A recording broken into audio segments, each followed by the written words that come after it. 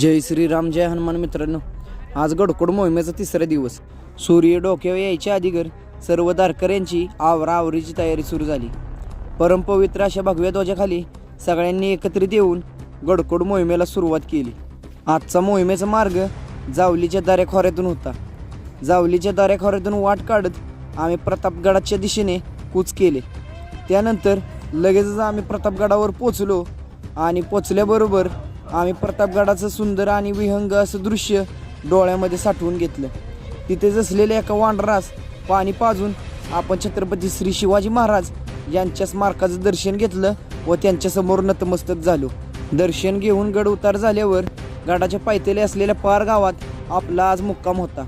तेथे मुक्कामासाठी थांबून आपण संध्याकाळचं व्याख्यानाचा कार्यक्रम पार पाडला आणि सर्व धारकऱ्यांनी मोहिमेच्या दिवसाचा शेवट केला. जय श्रीराम, जय हनुमान.